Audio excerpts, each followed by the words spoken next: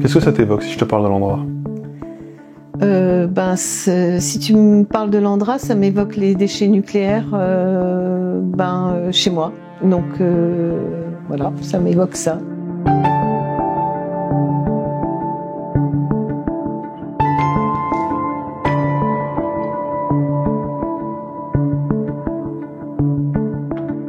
Et du coup, t'as confiance quand même dans le dispositif, dans... Ouais, attends, il faut pas n'importe quoi, je pense pas.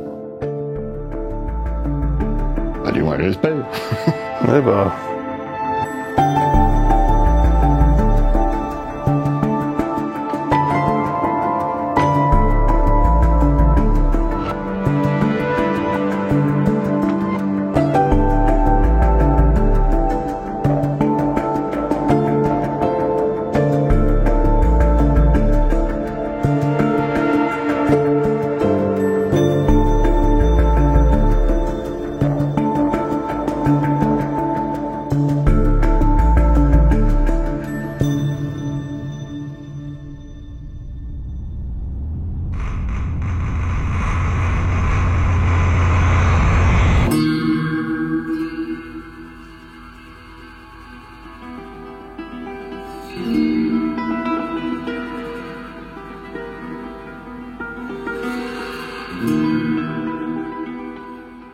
On sait pas à quelle heure on mange. Si. Si, on sait à quelle heure qu'on mange. Bon, tu vois ce que j'ai reçu? Oui, alors... T'es invité, l'Andra t'invite. Oui, il m'invite. C'est visite gratuite, alors tu vois, un accès libre, commenté, tu vois. Ouais. Est-ce que ça t'intéresse? Ouais. T'aimerais bien aller voir? Ouais. Du coup, tu lis les fascicules là qui t'envoient? Ouais, tout le temps. T'arrives à t'y repérer avec les trucs Andra, CIGEO, BU, non, c'est compliqué. Non, là je pige rien. Entre l'Andra et CIGEO, là je sais pas parce que, ouais. En fin de compte, CIGEO, si j'ai bien compris, c'est le laboratoire, là, c'est ça? Et du coup, t'as confiance quand même dans le dispositif, Ouais, attends, il faut pas n'importe quoi, je pense pas. Je pense pas qu'à ce niveau-là, ils s'amusent à faire n'importe quoi. C'est pour les films, ça. Hein. Tu sais, quand tu vois les bidons et tout, un peu à droite, à gauche, ouais. C'est pour les films. Je pense que maintenant, ils font plus le con avec ça. Bah, du moins, j'espère. Ouais, bah... T'as vu ce qui se passe en Ukraine? Je pense pas qu'ils font le con avec des centrales nucléaires. C'est vrai que Bure, tout le monde connaît ça ici.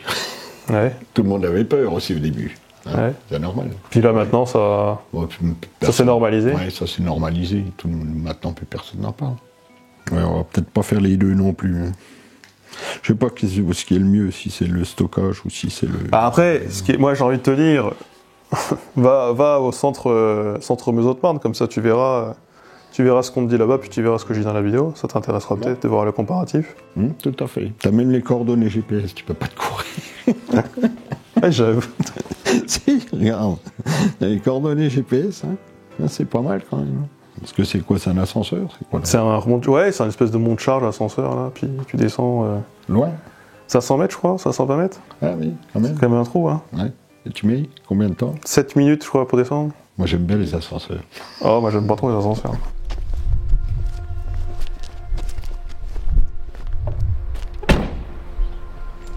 Salut.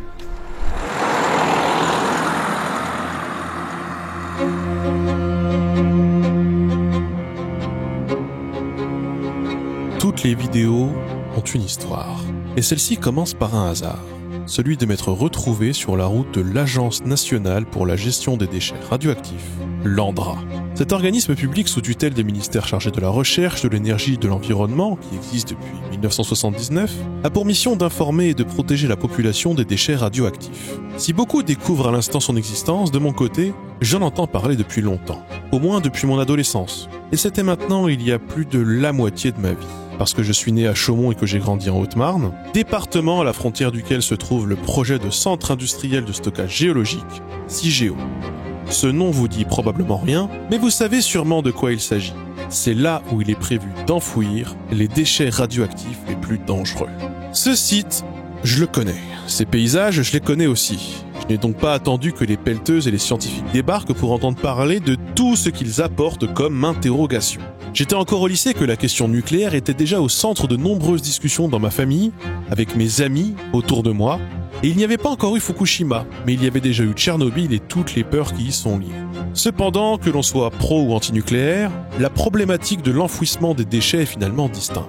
Parce que quel que soit l'avenir énergétique de la France, qu'il passe par les centrales nucléaires ou non, il faut bien savoir quoi faire des déchets qui ont déjà été produits, et même de tous ceux que la recherche scientifique, le milieu médical, l'industrie non nucléaire ou le secteur de la défense continueront de produire. Comme leur vie est extrêmement longue pour certains d'entre eux, il faut aussi se demander dans quelles conditions nous devons transmettre cet héritage aux générations futures. Et j'ai envie de dire que, quelque part, c'est peut-être ça l'enjeu central.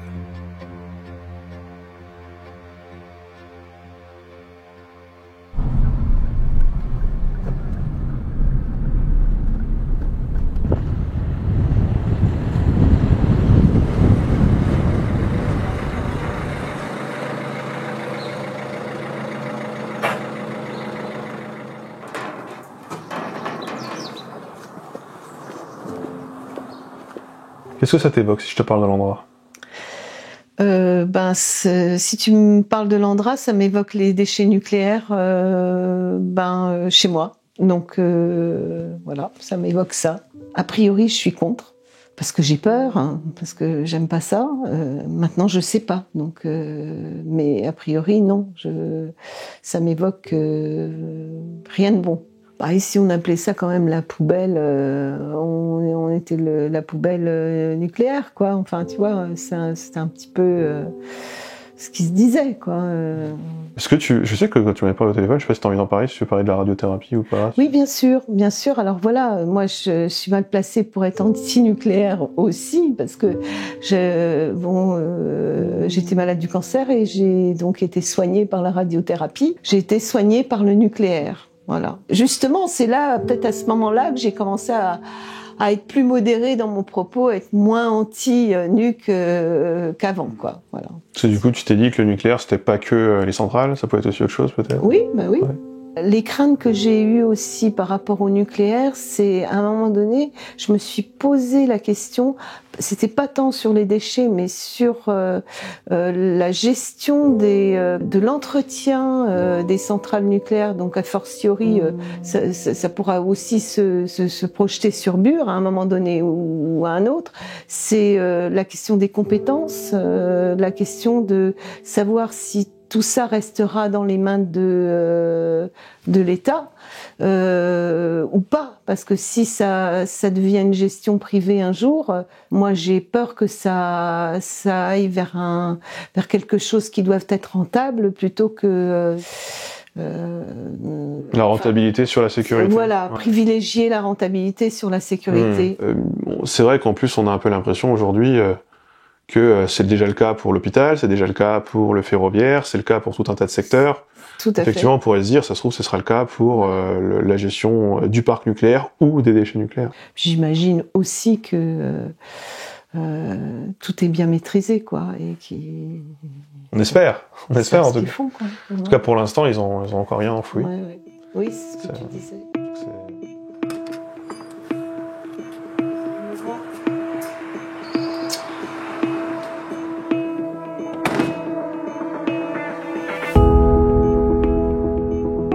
Les questions qui touchent aux déchets nucléaires, comme beaucoup, je me les pose depuis longtemps. Quand j'ai alors appris que l'Andra cherchait des vidéastes pour traiter de l'épineuse question de la mémoire des déchets nucléaires, je dois avouer que je n'ai pas beaucoup hésité avant de leur proposer d'en faire une vidéo. Parce que c'est une question que je me pose moi-même. Comment informer les générations futures de ce qu'on a enfoui sous leurs pieds?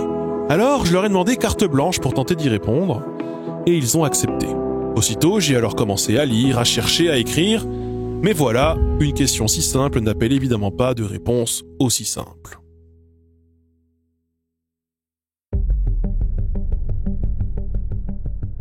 La première chose que j'ai faite, c'est évidemment de me rendre sur place, à cheval sur la Meuse et la Haute-Marne, entre Bar-le-Duc et Chaumont, en plein dans la diagonale du vide. Ce lieu n'a évidemment pas été choisi au hasard. Le sol est pauvre en ressources, là, sous mes pieds, profondément sous terre, se trouve une couche d'argile dont les caractéristiques sont intéressantes pour la perméabilité, et la zone est faiblement peuplée. Le choix du lieu, pour savoir pourquoi ici, pourquoi pas ailleurs, etc., c'est une question qui peut être intéressante, mais c'est pas tout à fait le sujet de la vidéo, et je suis pas vraiment spécialiste. Mais voilà, en tout cas, c'est ainsi que le projet CIGEO décida de s'implanter entre Saudron et Bure, et c'est là où je me trouve actuellement. Pendant plusieurs mois, je m'y suis mal pris. En fait, je dois avouer que j'étais un peu perdu parce que le sujet est titanesque, difficile, polarisant et en plus, je ne l'avais pas vraiment anticipé, mais le Covid a repoussé cette vidéo jusqu'à la faire tomber dans la période électorale de 2022. Un assez mauvais moment puisque les questions liées au nucléaire orientent plus que jamais le débat public. Mais surtout, je dois bien l'avouer, l'immensité des informations à traiter est assez paralysante. Difficile de trouver des pistes de réflexion dans ces conditions, même si ce n'est que pour livrer des orientations globales, ou tout simplement synthétiser ce que l'on sait déjà sur la mémoire collective, son fonctionnement, ses contraintes.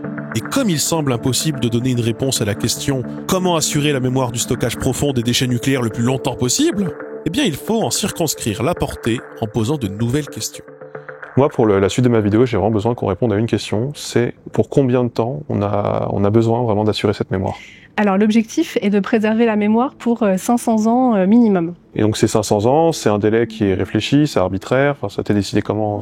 C'est une demande de l'autorité de sûreté nucléaire. Pour autant, on n'a pas d'objectif maximal. Pourquoi? Parce qu'il y a aussi des enjeux éthiques à cette transmission mémorielle. On souhaite en fait que les générations futures aient à minimum la conscience de l'existence du stockage et autant que faire se peut le plus de connaissances détaillées possible sur le stockage, les déchets qu'il contient, afin de pouvoir s'emparer de la question et à leur tour décider de la transmission mémorielle ou non à l'avenir. Donc là, si on parle de transmission de mémoire, à l'heure actuelle, aujourd'hui, on doit l'assurer auprès de qui? Enfin, des gens qui vont travailler plus tard ici, des gens qui habitent à côté. Enfin, alors auprès de tout le monde, on la transmet à des riverains, à des personnes de la société civile, à des experts. On la transmet au niveau local, au niveau national, si possible au niveau international. Et donc là-dessus, on va calquer aussi le périmètre d'information qu'on va transmettre. On va par exemple avoir le dossier synthétique de mémoire qui récapitule les informations essentielles sur le stockage, sur les déchets qu'il contient, et le dossier détaillé de mémoire qui lui va contenir des dizaines de milliers de documents très techniques qui sera bien évidemment à destination d'un public plus d'experts.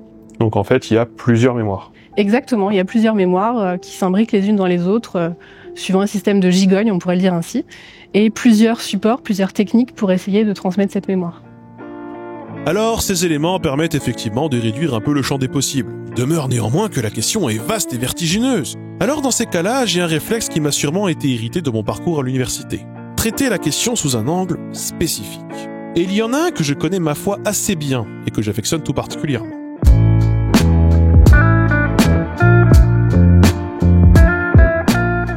Comme j'ai fait les études de linguistique et qu'après tout cette chaîne parle de linguistique à la base, mon premier axe de travail a naturellement été d'envisager la mémoire comme relevant strictement de la transmission de l'information par voie langagière. Ce qui revient à reformuler notre question de base en une nouvelle question qui me paraît tout de suite plus abordable. Comment garantir qu'un message rédigé aujourd'hui soit compris demain ? Une question qui reste compliquée évidemment, mais qui m'évoque aussitôt plusieurs pistes où trouver des fragments de réponse qui, mis bout à bout, permettront peut-être de m'orienter vers une conclusion. Tout d'abord, les langues évoluent. C'est un fait indéniable et c'est dans la nature même du fonctionnement du langage. N'importe quel message écrit aujourd'hui sera alors, par la force des choses, de plus en plus daté aux yeux de ceux qui le liront à mesure que le temps s'écoulera. Et au-delà d'un certain point dans le temps, qu'il est malheureusement impossible de prédire, le dit message finira, irrémédiablement, par sembler totalement étranger. Ce sentiment d'étrangeté vis-à-vis des évolutions linguistiques de votre propre langue, vous l'avez déjà quand vous écoutez vos parents ou vos grands-parents qui utilisent encore des mots comme frigidaire ou souper pour parler du repas du soir. Et pour les plus vieux qui me regardent, c'est en écoutant vos enfants parler avec leurs congénères que vous vous sentez parfois en difficulté. Évidemment, pour autant, vous parlez encore tous la même langue, parce que vous partagez des lieux, des espaces de sociabilité, et surtout une période de l'histoire en commun. Lorsque l'on remonte un peu plus loin dans le temps pour lire des auteurs avec qui l'on ne partage ni l'environnement social, ni l'environnement géographique ou historique, le décalage est sans doute la première chose qui nous saute aux yeux. Et plus l'on remonte, plus ce décalage devient synonyme d'incompréhension, voire même de langue étrangère. C'est ce qui se passe pour n'importe quel francophone cherchant à lire du Rabelais, la chanson de Roland, du Cicéron, les poteries de Douénos. Si vous pouvez encore percevoir le sens global des œuvres du premier, en remontant plus loin, cela devient de plus en plus obscur jusqu'à tout simplement devenir inaccessible. Surtout que, comme vous pouvez le voir, la langue évolue tant dans sa grammaire et sa phonologie qu'elle évolue dans sa façon d'être écrite. Si nous utilisons l'alphabet latin, et ce depuis plus de 2000 ans, celui-ci a tellement évolué qu'il est difficile pour un néophyte de lire du latin archaïque. On a l'impression d'être confronté à un autre système d'écriture et en quelque sorte, C'est d'ailleurs le cas. Et puis, rien ne garantit du tout que cet alphabet latin actuel, aussi répandu soit-il, se conserve dans un futur lointain. Les Égyptiens, qui ont écrit et lu les hiéroglyphes pendant 3500 ans, les ont abandonnés en quelques siècles à peine. Et comme c'est souvent le cas quand un peuple abandonne sa langue ou son écriture, cela s'est fait sans rupture majeure, sans cataclysme qui serait survenu à tel instant ou à telle date, ni sans que beaucoup de gens s'en émeuvent. Parce qu'un changement de religion, de société ou de voisinage peut conduire à de tels changements, et ce, dans l'indifférence générale. Nombreux sont les empires qui utilisaient au quotidien une langue et une écriture qui ont fini par disparaître. Les Égyptiens dont je parlais juste avant, mais aussi les Mayas, les Mycéniens, les Hittites, les Sumériens, les Élamites. S'il est vrai que nous avons depuis déchiffré certaines écritures ou langues antiques, nous n'avons en réalité qu'une connaissance fragmentaire de celles-ci. Et c'est parfois très fragmentaire même, comme pour l'Étrusque. Et dans certains cas même, nous en sommes encore bloqués au déchiffrement, comme pour le linéaire A. Alors certes, il y a quelques langues anciennes dont nous avons une bonne connaissance aujourd'hui. Et si c'est le cas, eh bien c'est presque toujours parce que nous avons eu accès à des traductions dans d'autres langues mieux connues ou qui se sont maintenues jusqu'à aujourd'hui. La pierre de Rosette pour l'Égyptien, par exemple, où figurait une traduction en grec ancien, dont on connaît bien la grammaire et l'alphabet puisqu'on les a documentés et étudiés sans interruption depuis l'Antiquité.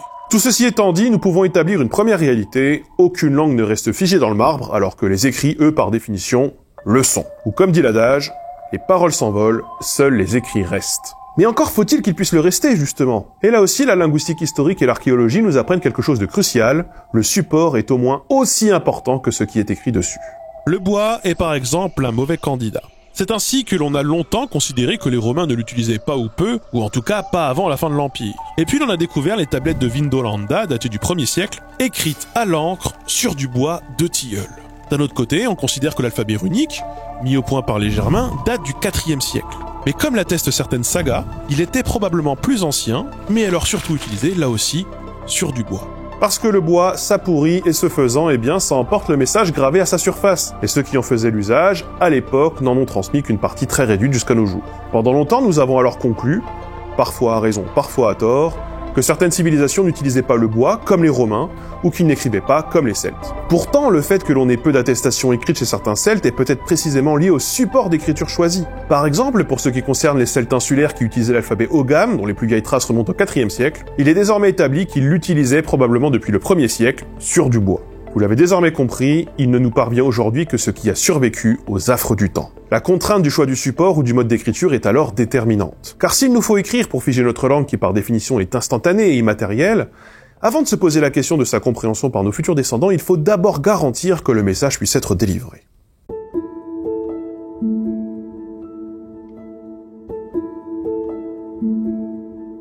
Donc là, on a plusieurs types de supports. Je vois qu'on a des CD, des disques durs, d'autres choses. Alors moi, j'ai déjà eu un disque dur qui a cramé. Je pense que c'est déjà arrivé à tout le monde. Donc ça m'a pas l'air d'être super pérenne comme support. Non. Effectivement, ce sont des supports qui sont très utiles au quotidien. Évidemment, dans l'informatique, on utilise ça tous les jours, mais ce ne sont pas les supports qu'on prévoit pour le stockage, pour l'archivage à long terme. Pour l'archivage à long terme, on a d'autres types de supports. En solution de référence, on a du papier permanent, et puis on étudie d'autres types de supports qui peuvent aller beaucoup plus longtemps que le papier permanent. Donc là, je vois qu'on a un disque en saphir, je crois, c'est ça ? Oui, c'est un disque en saphir, effectivement. Ce sont deux lames de saphir, et entre les deux lames de saphir, vous avez un texte qui a été gravé. Voilà, donc là il fait 20 cm de diamètre, et donc ça c'est un essai qu'on a fait. Hein. Ce saphir, le saphir peut durer de l'ordre de 1 million d'années, donc on est sur des échelles de temps beaucoup plus longues. Donc et en quantité d'informations stockées, on est sur quelque chose. Alors sur ce disque-là, on peut avoir l'équivalent de 10 000 pages A4 de texte, c'est-à-dire qu'on a une résolution de 1 micron. Donc en gros, si vous comprenez bien, c'est que c'est écrit en très petit, quoi. C'est écrit en très petit. Ça peut être écrit en très petit. Vous pouvez aussi avoir différentes tailles d'informations, ce qui permet justement de lire à l'œil nu certains textes. Et puis, si on a envie d'aller un peu plus loin, de prendre son microscope ou sa loupe binoculaire et d'aller chercher les autres informations. Donc ça nécessite quand même certains outils pour pouvoir être utilisé. Donc en l'occurrence, oui, ça nécessite des outils évidemment, mais ça reste du stockage analogique. Et donc ça, c'est une solution pour laquelle vous avez opté actuellement, ou c'est vous parliez de prototype juste avant? Oui, c'est un prototype de démonstration. Non, on n'a pas pour l'instant changé de solution de référence. On reste sur le papier permanent tant qu'on n'a pas exploré vraiment à fond les différents types de supports qu'on pourrait envisager. Le saphir saphir, c'est un support très intéressant parce qu'il peut durer de l'ordre d'1 million d'années. Donc là, on n'a plus cette limite du matériau, on a d'autres limites, mais on n'a plus la limite du matériau. Mais déjà, les 5 à 10 siècles que font le papier permanent sont déjà une bonne étape, disons. Mais alors, juste qu'on soit d'accord, du coup, si ça dure 1 million d'années, ce qu'on écrit dessus, en fait, c'est ce qu'on écrit à l'instant T, j'imagine. Donc c'est dans la langue actuelle. Donc est-ce qu'il y a des traductions qui sont prévues? Est-ce qu'il y a d'autres langues? Est-ce qu'il y a une diversification de ce côté-là qui est prévue? Tout ça dépend des documents qu'on va produire. Sur un document qu'on destine au grand public, comme le dossier synthétique de mémoire, on peut effectivement l'envisager, c'est même recommandé à l'international, de l'écrire en plusieurs langues, de façon à multiplier les indices, disons, à faciliter le travail des gens qui viendront dans le futur déchiffrer ces documents. Lorsqu'il s'agit d'un jeu de documents comme le dossier détaillé de mémoire où vous avez des milliers ou des dizaines de milliers de documents, à moins de faire de la traduction automatique, ce qui n'est pas exclu, pour l'instant on n'a pas prévu de le faire, parce que ce sont des documents qui sont produits au fur et à mesure de la vie de l'installation, qui sont écrits en français du moment. Ok. Donc finalement, les documents continuant à être rédigés dans le temps, ça suit finalement logiquement l'évolution naturelle de la langue. Qu'est-ce qui permet d'avoir une traçabilité aussi dans le temps. Aussi, oui. Ok. L'ANDRA doit garantir la mémoire sur une période de 500 ans au minimum. Ça peut paraître peu ou beaucoup, c'est selon les cas de figure. Ce délai, à moi en tout cas, il m'inspire une seconde piste. Même si l'on garantit que l'on puisse transmettre le message matériellement parlant à nos descendants, puis que l'on puisse le déchiffrer sans obstacle, à quel point leur langue aura évolué par rapport à la nôtre? Seront-ils seulement en capacité de comprendre ce qu'ils liront? J'ai fait des études de linguistique historique, je suis fan d'uchronie et d'anticipation, alors autant vous dire que cette autre question ouvre une nouvelle voie qui, personnellement, me passionne. Premièrement, s'il y a bien une chose que la linguistique historique nous permet de savoir, c'est que si toutes les langues évoluent, certaines langues demeurent relativement stables durant de longues échelles de temps, d'autres non, et que les phases d'évolution profondes sont entrecoupées de phases plus calmes. Par exemple, et j'en avais déjà parlé, des crises comme les épidémies, les famines ou les évolutions climatiques peuvent impacter l'évolution d'une langue. Ce qui, d'emblée, me pousse déjà à répondre à la question que l'on a posée il y a moins d'1 minute, personne ne peut prévoir si un message actuel sera bien compris dans 500 ans. Mais allons plus loin, sur les terres d'une technique expérimentale qui, bien qu'elle ne fasse pas à l'unanimité, permet de se rendre compte de ce que ça veut dire 500 ans d'évolution. J'ai nommé la glottochronologie. À l'origine, cette technique est due à Maurice Swadesh, un anthropologue et linguiste américain du deuxième tiers du XXe siècle. Elle permet de mesurer la distance lexicale qui sépare deux langues, qu'elles soient contemporaines mais sœurs, comme l'italien et le français, ou qu'il existe un écart temporel et donc une relation mère-fille, comme entre le latin et le français par exemple. Pour cela, Maurice Swadesh se base sur une comparaison entre ce qu'on appelle aujourd'hui des listes Swadesh de son nom, qui recensent les mots les plus courants. Plusieurs listes existent, il y a donc celle de 225, 215, 200 ou 100 mots, mais celle qu'on utilise le plus, c'est la liste 207. La comparaison des mots de cette liste est très intéressante, car les plus courants sont aussi les plus résistants aux changements et notamment aux emprunts. Par exemple, si on estime que l'anglais a globalement emprunté 50% de son lexique aux langues romanes comme le français, l'italien ou le latin, seuls 7% des mots de sa liste Swadesh ne sont pas d'origine germanique. Les travaux de Swadesh ont permis de déduire qu'en moyenne, empiriquement, une langue remplaçait 14% du lexique de son noyau dur tous les 1000 ans. Si on reprend désormais le délai de 500 ans, qui est celui de l'ANDRA, on en déduit que c'est tout de même 7% des mots qui devraient en moyenne avoir changé entre le début et la fin de ce laps de temps. Ils devraient céder leur place à des mots nouveaux ayant changé de sens, par des emprunts, par des néologismes, et à vrai dire, peu importe. C'est assez drôle puisque l'exemple des mots courants qui disparaissent d'une langue avec le temps, eh bien, il est souvent mis en parallèle avec celui des atomes radioactifs qui perdent des particules avec le temps. Quoi qu'il en soit, ce qu'il faut retenir, c'est que 7% des mots écrits aujourd'hui risquent d'être totalement incompréhensibles d'ici 500 ans. Alors, me direz-vous, la glottochronologie, c'est un peu au petit bonheur la chance, et surtout, c'est une moyenne un peu arbitraire. L'islandais, langue insulaire ayant peu évolué depuis l'époque des Vikings, n'a remplacé que 4% de son lexique le plus courant au cours du dernier millénaire. Et cette situation est incomparable avec celle de l'anglais, par exemple, dont on a déjà parlé, qui a été influencé par les Scandinaves, par les Français ou encore par les Celtes. Tout à l'heure, je vous disais que l'anglais n'a remplacé finalement que 7% de son noyau dur germanique par des mots d'origine romane en 1000 ans. Mais ce chiffre cache une autre réalité. Avec tous les changements de sens induits par le temps, 27% des 207 mots les plus courants en vieil anglais ont été remplacés par un autre mot en anglais moderne. Ainsi, les mots anglais actuels smell, root, bird ne correspondent pas à la racine germanique qui servait à désigner les mêmes choses en vieil anglais puisque l'on trouvait plutôt Gestinkan, Vurtruma, Fugor. Tout ceci étant dit, le seul moyen d'assurer une bonne transmission de l'information à travers le temps, c'est de diversifier les supports, les langues et les systèmes d'écriture, y compris pour une même langue, afin de maximiser ses chances. Et surtout, il faut continuer à le faire continuellement, et ce sans jamais s'arrêter, aussi longtemps qu'on le puisse. La continuité est en linguistique historique ce qui nous permet de mieux comprendre l'évolution d'une langue, de ses phrases et de ses significations. Le corollaire, c'est que plus un message est documenté et actualisé à travers le temps, plus il a de chances d'être compris sans que l'on ait besoin de trop se pencher dessus. Mais même en poursuivant cette mission qui n'est pas anodine, rien ne pourra jamais garantir que l'information sera conservée et transmise. Parce que tout repose sur des présupposés sur lesquels nous n'avons aucun contrôle. S'il faut qu'un message soit lu, cela suppose par exemple que nos générations futures soient alphabètes. Alors ça peut sembler bête comme ça, mais le taux d'alphabétisation a fluctué à travers les époques et à travers les régions. Il faut également que nos systèmes d'écriture soient considérés comme tels. Cela peut aussi sembler bête comme condition, mais il y a quelques siècles à peine, les Européens prenaient les hiéroglyphes pour de jolis dessins parce qu'ils ont tout simplement oublié qu'il s'agissait autrefois de caractères servant à écrire l'égyptien ancien. Pour parler de choses plus contemporaines, le disque de Phaistos, trouvé en Crète, est un artefact sur lequel des symboles apparaissent sans que l'on ne sache encore avec certitude si ce sont des dessins ou des caractères d'écriture. Et puis même en sachant qu'il s'agit d'un système d'écriture, il faut pouvoir le lire. Les orthographes se réforment et parfois, les systèmes en remplacent de nouveau. Aujourd'hui, une bonne partie des Turcs ne maîtrisent plus l'écriture arabe qui était pourtant celle de leur langue jusque dans les années 1920. Beaucoup de Croates ne lisent plus le cyrillique, servant pourtant à écrire le serbe, une langue très proche, alors qu'il était pourtant enseigné jusque dans les années 1990 dans la Yougoslavie. Mais si un jour nous venons à changer ici de culture, de langue, à vivre des événements conduisant la population à ne plus savoir ni lire ni écrire, est-ce que la mémoire des déchets nucléaires pourra être perpétuée? Et si c'est pas le cas, est-ce que c'est grave en soi? Cette question, elle peut paraître bête ou stupide, mais on y reviendra en fin de vidéo. Avant d'en finir avec cette partie linguistique, il y a un dernier point qui me semble important. La compréhension d'un message dépend aussi souvent d'un contexte culturel, d'un contexte historique et géographique perçu.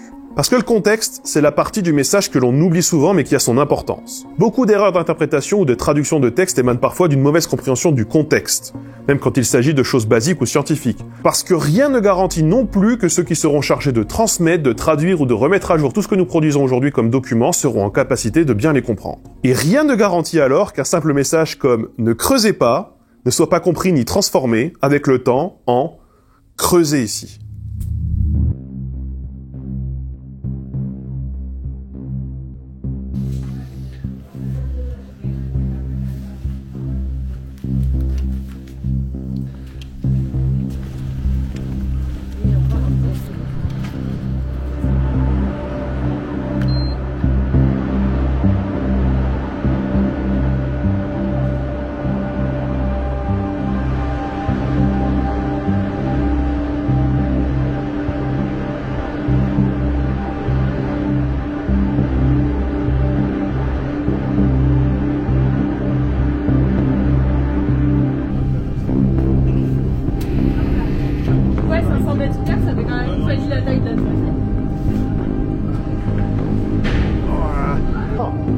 Tu le sens encore ?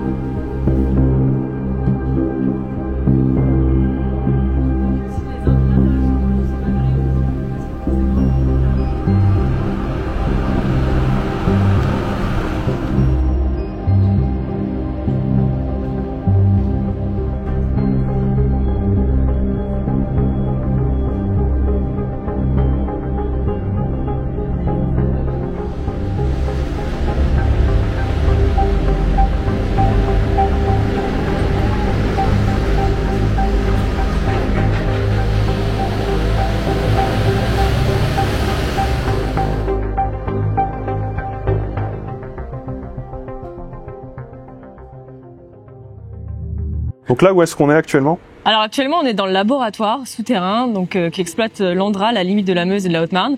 Donc ici, on est à 490 mètres de profondeur et on travaille directement au contact de cette roche, qui est une argillite qui s'est formée ici il y a plus de 160 millions d'années et qu'on étudie en vue d'y implanter un stockage géologique profond dans quelques années. Donc pour enterrer les déchets nucléaires. Exactement, pour accueillir et stocker les déchets les plus radioactifs de la gamme de déchets radioactifs qu'on a à gérer en France. Donc là, si j'ai bien compris, l'idée, c'est un peu de faire un sarcophage, c'est-à-dire on enterre tout et on scelle, on rebouche. Bah effectivement, pour Cigéo, en tout cas, le projet est conçu pour être fermé au terme de son exploitation pour amplifier sa capacité à confiner les éléments radioactifs sur le long terme. Et le projet il est aussi conçu pour être réversible. Alors la réversibilité, ça comprend plusieurs choses. C'est d'abord, à des moments donnés dans le projet, s'arrêter, l'analyser, le réanalyser au vu de l'époque où on sera, et voir si on poursuit le projet tel qu'on l'a imaginé ou si on le fait évoluer. Donc la réversibilité, c'est ça, mais c'est aussi la récupérabilité, c'est-à-dire que sur toute la période d'exploitation, on doit être capable de récupérer les colis de déchets qu'on aurait placés à l'intérieur de l'installation. Et donc en termes de mémoire, est-ce qu'il est prévu, je sais pas, de mettre au fond des écriteaux, je sais pas, pour les gens qui arriveraient en mode bonjour, il se passe ceci, il se passe cela, ou en fait, à partir du moment où ce sera scellé, ce sera scellé et salut quoi. Alors aujourd'hui, je ne sais pas répondre à cette question de façon précise puisque finalement, ces choix au moment de la fermeture, c'est les générations futures qui vont le faire. Donc elles prendront les décisions qu'elles voudront à ce moment-là. Mais en tout cas, aujourd'hui, nous à l'Andra, on a un programme qui s'appelle Mémoire pour les générations futures. Ça fait maintenant plus de 10 ans qu'on travaille sur ça et qu'on imagine un panel en fait de techniques, de solutions pour essayer de transmettre la mémoire le plus longtemps possible. Alors peut-être que ça passera par des marqueurs de surface, peut-être par des choses directement dans le laboratoire, pas forcément quelque chose ici, mais là, encore une fois, c'est pas moi qui décidera, c'est les générations futures. Donc là, je pense qu'on peut quand même dire que ce projet, ça provoque certaines craintes. Par exemple, j'ai vu dans un reportage d'Hugo Clément qui était diffusé sur France 5 une crainte sur les incendies qu'il pourra avoir en sous-sol. Est-ce que c'est une crainte qui est fondée? Est-ce qu'il faut craindre ce genre de choses, par exemple, à terme? Est-ce que ça pourrait compromettre la mémoire? Donc en tout cas, le premier dispositif pour l'incendie, c'est éviter qu'il y en ait. Donc pour éviter d'avoir des incendies, on peut mettre en place plein de choses, notamment éviter tout ce qui est combustible et tout ce qui est inflammable en fait dans la future installation. Donc par exemple, tous les engins à moteur, tous les engins thermiques avec des pneus, tout ça, ça sera proscrit dans Cigéo. Donc dans toute la partie nucléaire. Malgré tout, le risque zéro, ça n'existe pas. Et dans ce cas-là, il faut mettre en place des solutions pour intervenir le plus rapidement possible sur un départ de feu. Ça veut dire que dans Cigéo, il y aura tout un système pour à la fois de détection des incendies, mais aussi d'arrêt de l'incendie, de cloisonnement dans l'ouvrage, pour pouvoir fermer des zones si jamais il y a un incendie qui se déclare à tel endroit. Donc couper cette zone physiquement du reste et puis ventiler pour évacuer les fumées, etc. Autre exemple, on aura sur le site des pompiers comme aujourd'hui, sur le site du laboratoire, qui seront là H24, formés pour intervenir le plus rapidement possible sur un incendie dans l'installation de Cigéo. Est-ce qu'actuellement, là sur le site, parce que c'est une crainte, c'est une question aussi que j'ai pu voir, est-ce qu'actuellement il y a des déchets nucléaires ici là où on se trouve? Est-ce qu'il y en a dans la zone? Est-ce qu'on peut prouver qu'il n'y en a pas? Alors dans le laboratoire, il n'y en a pas, effectivement. Si on est autorisé donc à faire Cigéo, c'est à ce moment-là qu'on viendrait accueillir des déchets radioactifs. Donc pour l'instant, il n'y a rien du tout. Pour l'instant, il n'y a Ici, rien. on essaye, on teste. On teste, pour voir exactement. peut-être qu'il y en a. Alors par contre, on a quand même des essais sur la diffusion des éléments radioactifs à travers la roche. Et donc pour ça, on a quelques expérimentations avec des traceurs radioactifs qui reprennent ce qu'on retrouve comme matière radioactive à l'intérieur des déchets. Et du coup, est-ce qu'on peut voir où ça se situe? Est-ce qu'on peut mesurer à proximité pour voir le taux de radioactivité ou... Du coup, l'expérimentation, effectivement, elle est dans cette galerie. Alors j'ai pris avec moi pour aujourd'hui un radiogème, ça s'appelle. En fait, c'est un compteur Gégère qui permet de mesurer le niveau de radioactivité. Donc on a le bruit ambiant en fait de la radioactivité finalement naturelle. D'accord.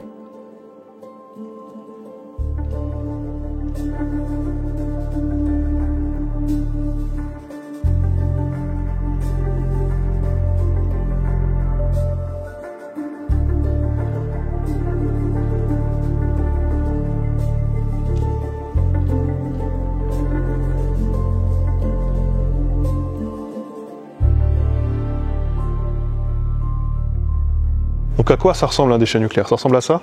Alors oui, ça ressemble à ça. Alors en tout cas, les déchets radioactifs, c'est vrai que dans l'imaginaire des gens, en général, on ne sait pas vraiment à quoi ça ressemble. En fait, un déchet radioactif, ça peut être tout et n'importe quoi à partir du moment où ça a été en contact avec de la radioactivité. En ce qui concerne le projet CIGEO, ce sont des déchets qui seront issus du recyclage des combustibles usés. Donc en gros, dans les centrales, on a des barres de combustible qui fournissent de l'énergie. Et puis, quand elles fournissent moins d'énergie, eh bien, on les recycle pour utiliser la matière valorisable à l'intérieur. Le reste de la matière, la barre elle-même, elle est plus utilisable, donc elle est cisaillée, coupée en petits morceaux, ce qui nous donne des petits coques et embouts de ce type, c'est de la matière métallique, qui est compactée en galettes, placée dans un colis comme on a devant nous, un colis en inox.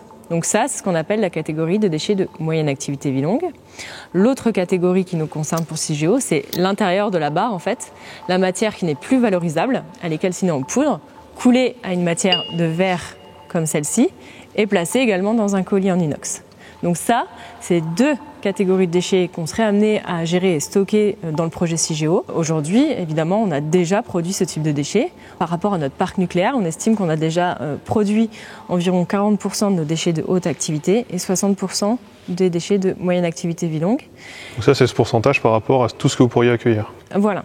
Donc là, qu'est-ce qu'on est en train de regarder là actuellement? Alors là, on est en train de regarder un modèle taille réelle d'une alvéole qui viendrait stocker des déchets de moyenne activité vie longue. Donc en gros, c'est les fûts en inox qu'on a vus tout à l'heure, qui sont placés pour cette catégorie de déchets dans des colis de stockage en béton, placés eux-mêmes du coup après en souterrain. Donc il faut imaginer que cette alvéole, elle est à 500 mètres sous terre, et donc en face de nous, on a 9 mètres de diamètre d'alvéole. Et tout ça, c'est prévu pour quand? Quand est-ce qu'on va commencer vraiment à mettre des colis en bas? Si on se place dans un cas où on a l'autorisation de construire, on peut imaginer un début de construction de l'ouvrage autour de 2027. Ensuite, les premiers colis stockés plutôt autour de 2035-2040. Et donc, il est prévu de le remplir, enfin, d'avoir fini de remplir et de clôturer à quel moment? On se projette sur une exploitation plutôt longue, puisqu'on est sur plus de 100 ans d'exploitation. Donc l'exploitation, c'est le temps où on va remplir l'ouvrage. Et donc on est sur une fermeture autour de 2150.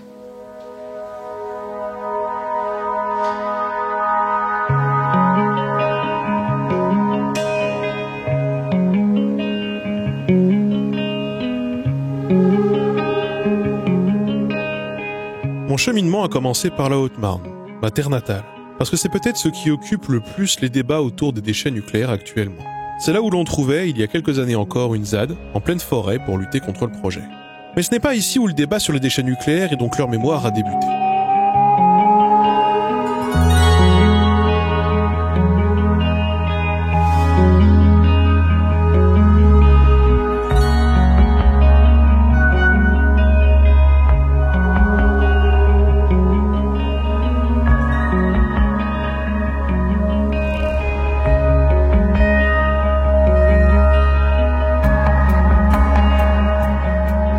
Pour en parler, je me rends donc à La Hague, sur la pointe du Cotentin, dans le département voisin de celui où j'habite désormais. Parce que si CIGEO représente le futur probable de nos déchets et de leur stockage, le point de départ pour eux se trouve dans la Manche. Un point de départ à plusieurs titres. C'est là où l'on entrepose aujourd'hui une partie des déchets sur le site d'Orano, avant leur éventuel futur transfert vers CIGEO, mais c'est aussi là, juste à côté, où l'on trouve le plus ancien centre de stockage de déchets radioactifs de France. Celui-ci, créé en 1969, a reçu des déchets essentiellement à vie courte jusqu'au milieu des années 1990. Donc là, je suis au-dessus du tumulus, et ces déchets en question, ils sont enterrés sous cette pelouse, donc à peu près 1,5 million de colis, ça représente 500 000 mètres cubes de déchets, qui sont pour la majeure partie issus des centrales nucléaires, mais pas que. On trouve aussi par exemple du radium, des déchets hospitaliers, puisque le radium est utilisé notamment dans le traitement du cancer par radiothérapie. Quand le site est arrivé à saturation, c'était en 91, on a débuté la phase de recouvrement, et quand le dernier colis est arrivé, en 94, on a débuté la phase de fermeture. Cette phase, elle a officiellement commencé en 2003, et avec elle a débuté, de fait, la phase de mémoire. Donc là, on est sur les déchets. Est-ce que tu peux nous dire de quel type de déchets il s'agit ? Quel type de déchets il s'agit? C'est des déchets faibles et moyenne activité, qui sont principalement issus de l'exploitation des installations nucléaires, donc qui ont été produits dans les années 60, 70 et 80. Donc là, la couverture, elle est constituée comment? Elle est constituée en fait de plusieurs couches. Donc la première couche, en fait, c'est une couche de forme qui vient recouvrir directement les colis et qui donne la forme globale à ce que l'on voit ici aujourd'hui. Donc une couche en matériaux type roche compactée et qui stabilise la forme en fait. Ensuite, au-dessus de cette couche, on va disposer un lit de sable qui va assurer un drainage, une géomembrane bitumineuse, au-dessus une nouvelle couche de sable, enfin de nouveau des matériaux grossiers compactés là plutôt dans un objectif de finaliser la forme de pente et protéger contre les agressions type pénétration ou autres, et enfin une couche de terre et le massif herbeux qu'on voit aujourd'hui. Pourquoi on empile? Question de surface, si on met tout à plat, il faudrait des surfaces immenses pour stocker ces déchets. Après, l'empilement génère des contraintes, mais permet d'avoir un volume plus important sur une surface plus restreinte. Tu disais qu'on a ici des déchets de faible et moyenne activité. Oui. Il n'y a aucun déchet de haute activité ou de très haute activité, il n'y en a pas du tout? Il n'y a pas de déchets haute activité ou très haute activité. Par contre, ce qui a été vécu sur ce centre, en fait, c'est le centre a été construit et s'est construit et a vécu en même temps que l'évolution de la réglementation. Donc, on a des éléments à vie longue, notamment du plutonium, évalué à une centaine de kilos, qui sont répartis dans certains colis dans cette zone-là, la tranche 1 de l'installation. On a clairement une problématique aussi liée aux toxiques chimiques, puisque en accompagnant de ces déchets radioactifs, ça peut être du plomb qui a été pollué par de la contamination radioactive, ou d'autres éléments qui sont liés finalement aux déchets que l'on récupère ici, qui a l'aspect radioactif et aussi toxique chimique, mais toxique chimique au même sens qu'une décharge classique qui contient ce type de métaux lourds par exemple, ou de matière. Donc la question quand même que j'ai envie de te poser, c'est très beau, hein, ça ressemble à une prairie. On pourrait presque se demander si on pourrait pas tourner vivre ici, je sais pas, construire des maisons, en tout cas faire son jardin. Est-ce que c'est quelque chose d'envisagé? Est-ce qu'on pourra vraiment un jour retourner vivre ici? Alors la question reste aujourd'hui ouverte. On étudie des scénarios à long terme, donc on a différentes phases sur ces installations, exploitation, fermeture, surveillance et post-surveillance. Donc la post-surveillance, c'est le moment où en fait on peut être amené à relâcher le site au public. Et donc on a des scénarios pour ces phases-là, donc à post-surveillance, type chantier routier ou installation d'habitation sur un site tel que le nôtre. Il pourrait être mis en place des servitudes à long terme pour ne pas rendre ce site accessible à tout public ou en faire n'importe quoi. Mais c'est aujourd'hui quelque chose qui n'est pas fixé, qui va évoluer dans le temps en fonction de nos évaluations et de l'impact sanitaire de ce site qui aujourd'hui est très faible. Le principe sur ce type de centre de stockage, c'est une phase d'exploitation qui dure le temps dont elle a besoin, une phase de fermeture qui nous permet de démontrer qu'on peut passer en surveillance, donc elle a aussi une durée qui n'est pas figée dans le temps, et ensuite la surveillance est prescrite pour 300 ans. Donc c'est un couple en fait entre l'activité stockée sur le centre et la période de dangerosité de ces éléments. Mais encore une fois, du fait d'avoir stocké des éléments à vie longue à l'origine de la création du site notamment, cette durée pourrait potentiellement être étendue ou étendue via des servitudes pour limiter l'accès au site. Et pourquoi 300 ans? C'est une date arbitraire ou... Alors, c'est pas une date arbitraire, mais c'est un mix en fait à la fois entre quelque chose qui peut être vu et suivi par l'homme. Donc typiquement, il y a 300 ans, on sait globalement ce qui s'est passé en France sur le territoire, sur ce qui a pu être réalisé en termes d'infrastructures, de bâtiments, d'évolution technologique, enfin voilà, l'histoire de l'homme en général. Et donc c'est quelque chose qui peut être vu en perspective d'abordable.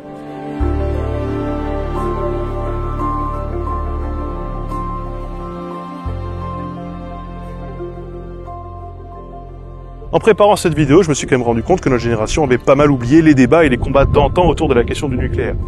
Même si c'est vrai, ça ne date pas non plus d'il y a très longtemps.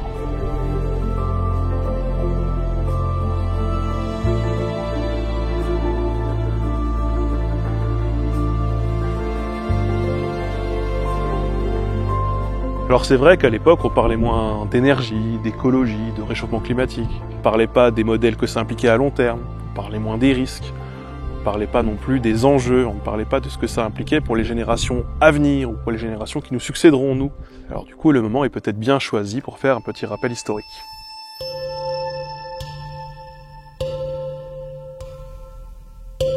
Dès la fin de la guerre, plusieurs solutions pouvaient exister pour gérer les déchets nucléaires. On avait notamment recours à l'immersion en mer, totalement interdite depuis 1993. Non loin de La Hague, à quelques 500 km à peine, on trouve d'ailleurs un site marin où furent enfouis des déchets de faible et de moyenne activité, mais aussi des munitions de guerre et d'autres déchets toxiques. Et si on n'est pas loin des côtes françaises, nous sommes en réalité en territoire britannique. Ce sont alors surtout des déchets belges et britanniques qui y furent entreposés. Dans les années 60, alors que la question des déchets nucléaires nécessite que l'on y réponde par des solutions pérennes, le Commissariat à l'énergie atomique, le CEA, crée une société privée nommée Infratome, filiale des mines de potasse d'Alsace, à qui est confiée l'exploitation du site de stockage de la Manche dont il est décidé qu'il soit installé à La Hague. Un emplacement qui ne respecterait d'ailleurs pas les standards actuels, mais qui fut décidé en fonction des disponibilités des terrains, des aspects géologiques et hydrologiques locaux, et des avantages stratégiques pour Infratome. C'est le début du centre de stockage de la Manche, le premier centre français à être créé. Mais cette gestion privée des déchets interroge, notamment en matière de respect des normes et de transparence. De plus, la chaîne de traitement des déchets à La Hague repose à cette époque sur plusieurs acteurs différents, privés et publics, ce qui complexifie leur prise en charge. Les élus locaux manifestent une vive opposition à ce projet, livrent leurs inquiétudes et obtiennent même quelques garanties du CEA qui s'engage à ne pas agrandir la surface de terrain sur lequel sont entreposés les colis. Durant les années qui suivent l'ouverture du site, plusieurs dispositions législatives sont prises afin de mieux cadrer la gestion et le devenir de ces déchets. La loi du 15 juillet 1975 rend le producteur seul responsable des déchets qu'il peut produire, qu'ils soient ou non radioactifs. C'est le principe du pollueur-payeur. L'idée d'avoir un organisme unique pour gérer le centre de stockage de la Manche apparaît comme une nécessité de plus en plus grande, en plus d'être un point de convergence entre l'État, les élus locaux et les opposants antinucléaires. Le CEA reprend donc intégralement la gestion du site, puis crée en 1979 l'ANDRA, dont la mission est de réfléchir et édicter des directives quant à la gestion des déchets nucléaires. Dès sa création, l'ANDRA doit remettre tout le site de stockage en conformité avec les nouvelles règles de sûreté et de fonctionnement. Elle doit également reconstituer toute une base de connaissances à partir des archives laissées par les producteurs, afin de faire l'inventaire de ce qui est déjà stocké. Certains colis ne respectant pas les normes doivent également être listés, reconditionnés ou évacués, même si, en pratique, ça n'a été fait qu'exceptionnellement en 1976, en 1982 et en 1983.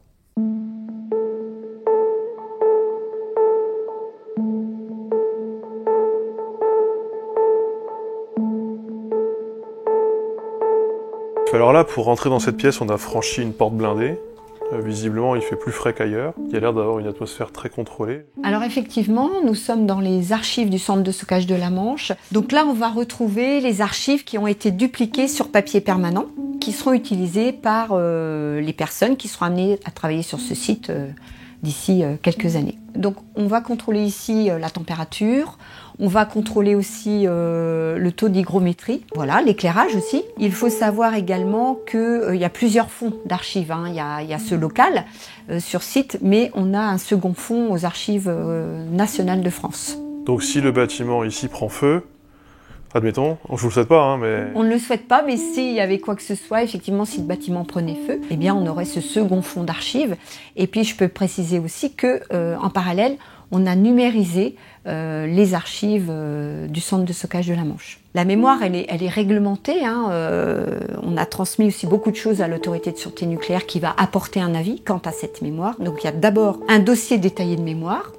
Donc ça concerne ces archives qui, elles, vont servir aux futurs exploitants, donc aux personnes qui seront amenées à travailler sur ce site dans les années et siècles à venir. Et puis on a en parallèle un dossier synthétique de mémoire, donc comme son nom l'indique, c'est un résumé, et cette mémoire, elle sera destinée aux riverains, aux populations locales, et là, elle sera diffusée dans différents lieux publics, à savoir les mairies, les offices notariés, les archives départementales.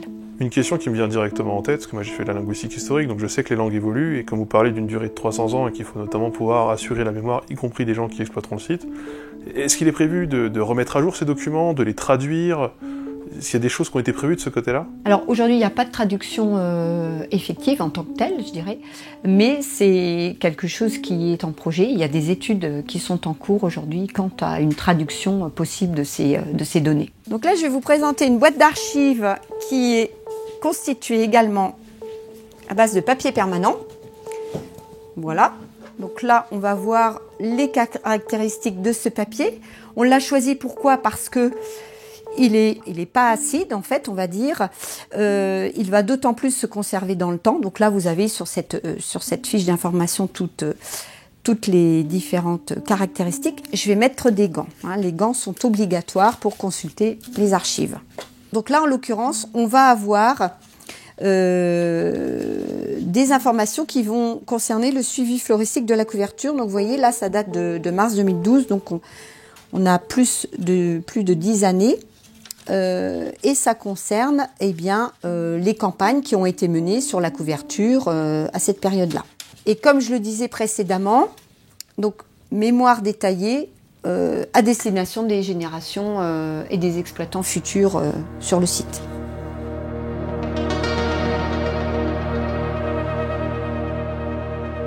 En 1991, le site entame sa phase de clôture en débutant la couverture. Cette même année, par la loi Bataille du 30 décembre, l'Andra devient un établissement public à caractère industriel et commercial. Elle devient alors dans le même temps totalement indépendante des producteurs d'énergie nucléaire et du CEA, qui produisait par ailleurs lui-même des déchets nucléaires pour ses activités de recherche scientifique.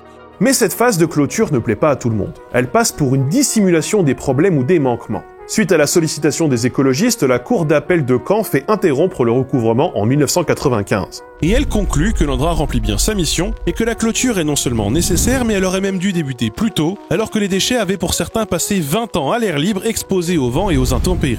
Mais la commission explique aussi dans son rapport, page 21, qu'il y a eu un défaut d'information ou de consultation des populations locales de l'Andra. Non pas par envie de dissimuler une quelconque vérité, mais plutôt par un défaut de transmission ou de vulgarisation. Les informations étaient bien communiquées, mais de manière très voire trop détaillée, pas toujours quand la population le demandait car pas toujours en droit de le faire, et logiquement, un climat de méfiance s'était installé. Afin de tirer tout ça au clair, une commission indépendante, la commission Turpin, est constituée. La commission Turpin est un tournant dans la gestion des déchets en France. Outre la non-banalisation du site et 300 ans de surveillance assurée au minimum, on y propose également dans son rapport la création d'une commission locale de surveillance réunissant l'Andra, les représentants locaux des ministères concernés et les représentants de la population locale qui constitueraient la moitié du total.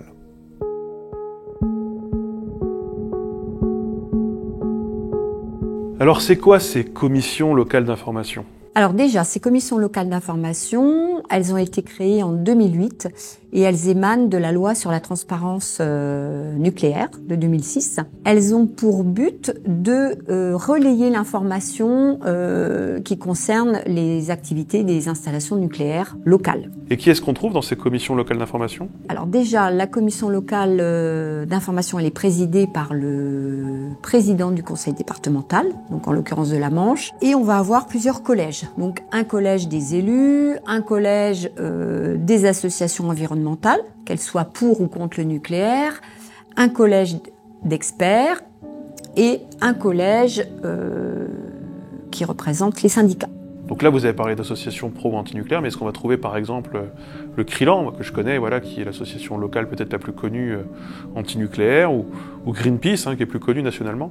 Effectivement, on va retrouver des associations locales comme le CRILAN, qui est le comité de réflexion, d'information et de lutte anti-nucléaire.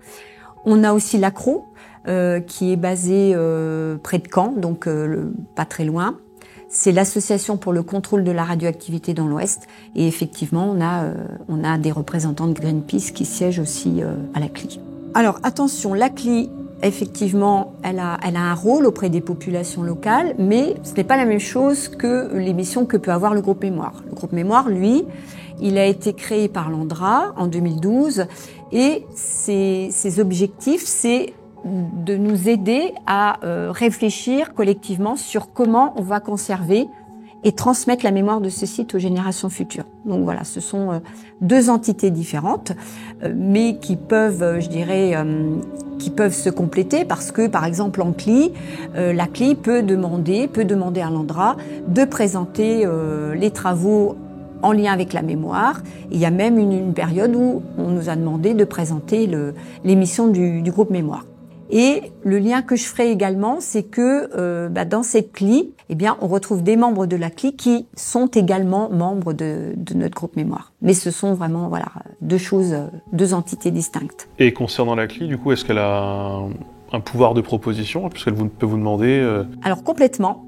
La CLI, elle a ce pouvoir de demander des précisions sur des sujets, voire de demander à ce qu'il y ait des expertises qui soient menées. Ça a été le cas concernant notre site, puisque en 2012, il y a eu une expertise qui a été faite sur le tritium et sur le tritium qui était mesuré dans la nappe phréatique, donc sur le site et à l'extérieur du site. Et là, suite à un cahier des charges qui avait été établi par la CLI, il s'est trouvé que c'est l'ACRO, dont j'ai parlé plus avant, qui a réalisé cette expertise pour le compte de la CLI.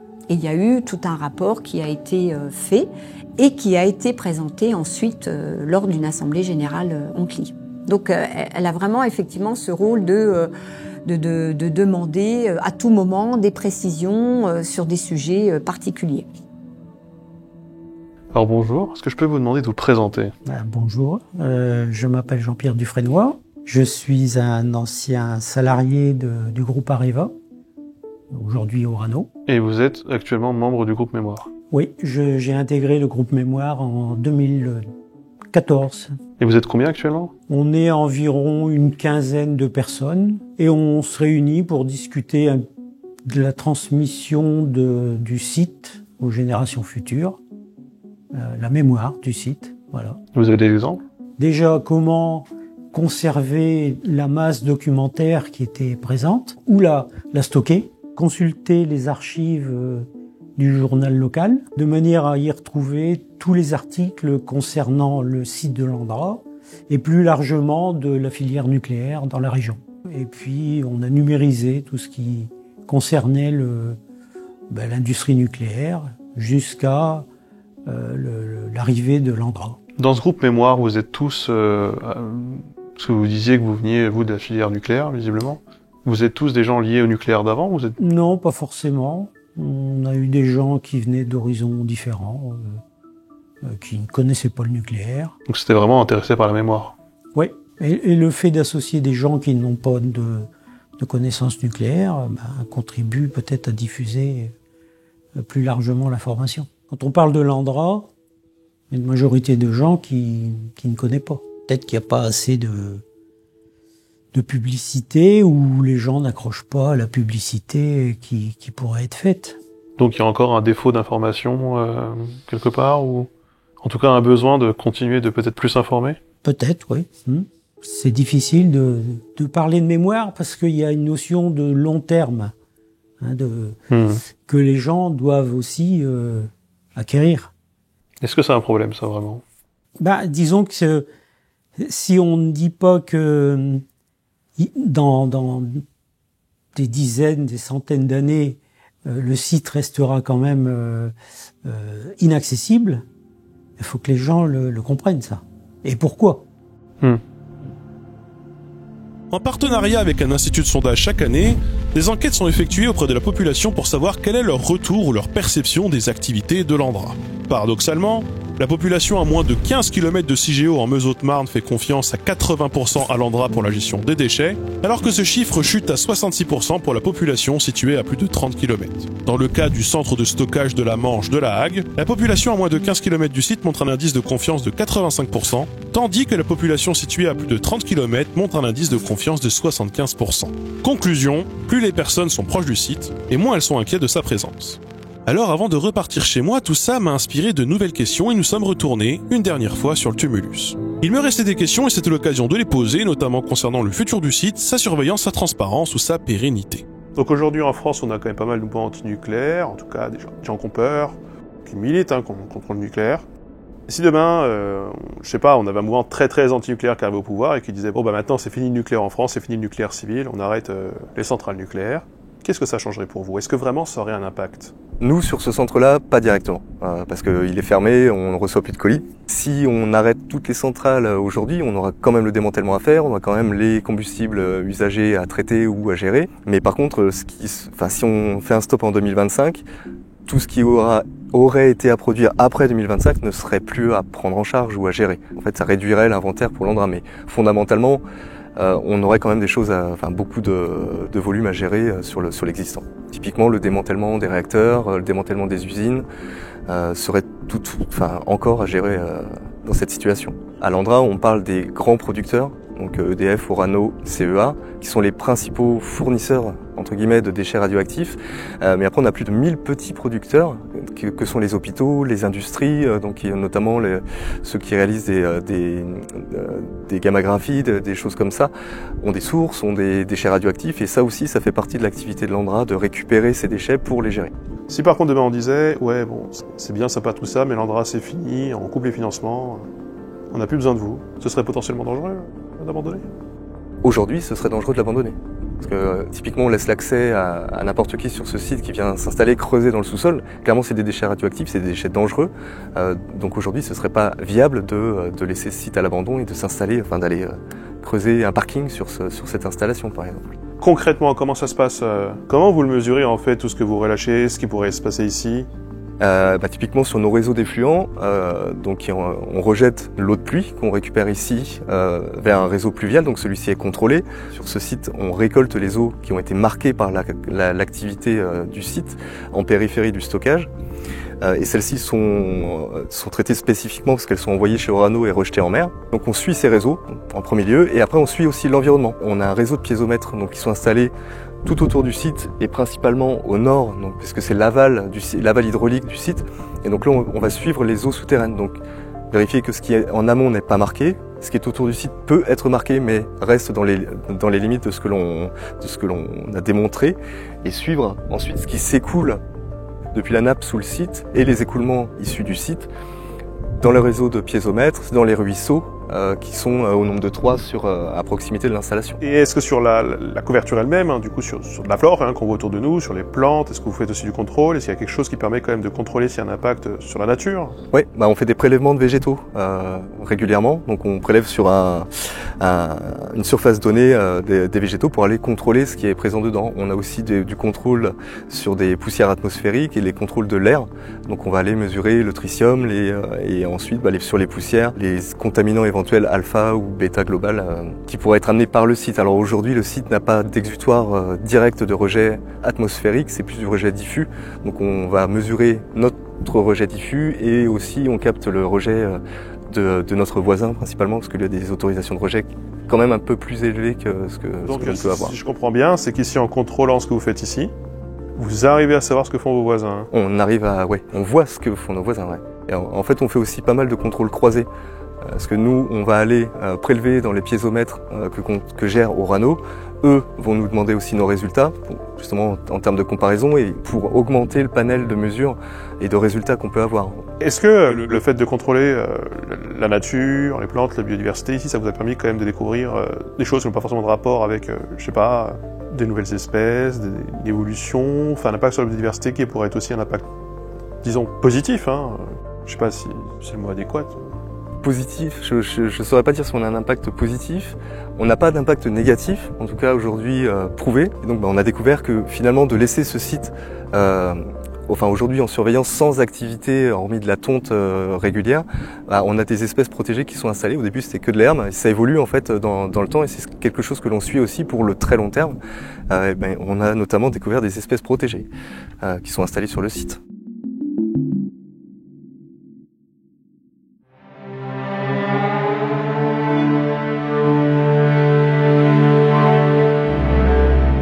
Compris, notre exigence en matière d'information ou de transparence envers la filière en charge de gérer les déchets nucléaires est très haute. C'est d'ailleurs, on peut le dire, la filière industrielle où on trouve le plus haut niveau d'exigence. Ces exigences, elles conduisent à une production titanesque d'informations. Et ça, je vous l'assure, je l'ai bien vu en préparant cette vidéo. Des centaines de milliers de pages archivées, des supports ou des maquettes, des données qui concernent les déchets mais aussi le site, son évolution, aussi bien sur le plan de la sécurité que de sa conception, de la nature qui l'entoure par des centaines de relevés sur le terrain, dans les forêts, dans les ruisseaux, en sous-sol. Il y a de quoi se sentir écrasé, se sentir perdu et en même temps, en tant que citoyen qui ne travaille pas dans cette filière, il y a de quoi avoir l'impression de ne pas savoir par quel bout commencer lorsqu'on s'y intéresse. Toutes ces informations, on doit en assurer le stockage et la transmission dans le futur autant que faire se peut, et sans garantie qu'on puisse y arriver, comme nous l'avons déjà évoqué. Mais au moins, à ce stade, j'ai pu me rendre compte que la question de la mémoire est complexe parce qu'il n'existe pas qu'une seule mémoire, et que chacune des mémoires a une fonction spécifique.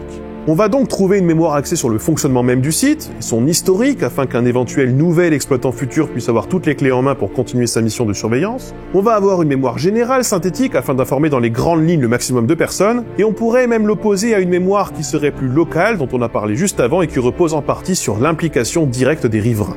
Et pour finir, on va également trouver une mémoire à destination du futur lointain, très lointain, qui occupe en ce moment même des artistes, des groupes de réflexion ou des scientifiques. Ce type de mémoire occupe souvent tous les doutes et toutes les attentions, et c'est même ce par quoi j'ai commencé cette vidéo. Et d'ailleurs, à la base, je comptais m'y cantonner, comme si ça suffisait pour englober tout le sujet. Mon plan était alors le suivant, évoquer grossièrement ce qu'est la mémoire collective, comment la mettre en place en citant quelques exemples comparatifs à travers l'histoire, et apporter moi-même quelques pistes en tant que vulgarisateur ayant étudié la linguistique.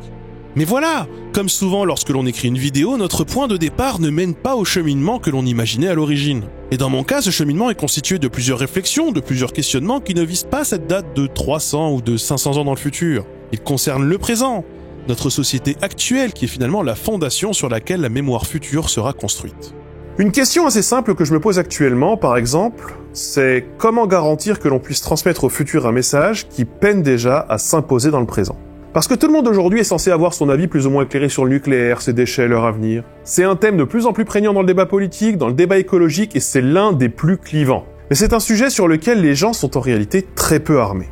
La différence entre une centrale et un déchet, le fonctionnement de la radioactivité, quel risque réel représente une dose, ces questions sont pour la majeure partie de la population sans réponse. De fait, la population n'a d'autre choix que d'avoir confiance sur la question du nucléaire. Et cette confiance ne porte même pas tant sur les données brutes que produit l'ANDRA que sur l'interprétation de ces données. Alors cette confiance, elle peut être placée dans l'ANDRA ou dans l'industrie nucléaire elle-même, elle peut aussi l'être chez des scientifiques ou chez des ingénieurs du milieu, mais elle l'est aussi souvent davantage chez des politiques, chez des journalistes ou chez des militants qui se sont emparés de la question pour défendre ou pour combattre l'énergie atomique.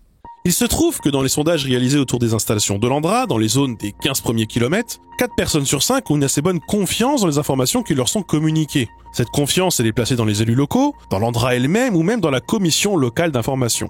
Au-delà des 30 km, en revanche, la confiance recule. Seule une personne sur 2 y considère que l'ANDRA communique clairement sur ses activités. Cette situation a de nombreuses explications.